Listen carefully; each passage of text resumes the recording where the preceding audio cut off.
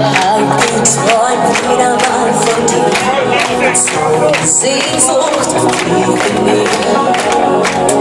Es hält sich nur in meiner Fantasie.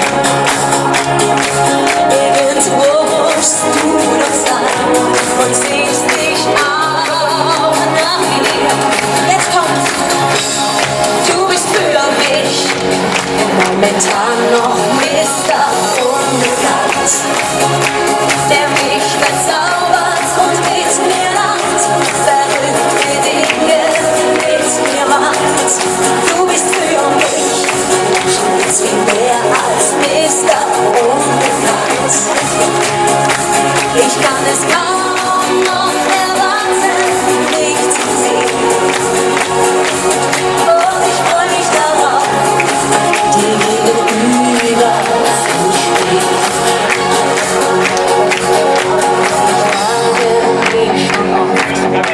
Ob es dir wirklich geht, was du machst und was du denkst und mich vielleicht sogar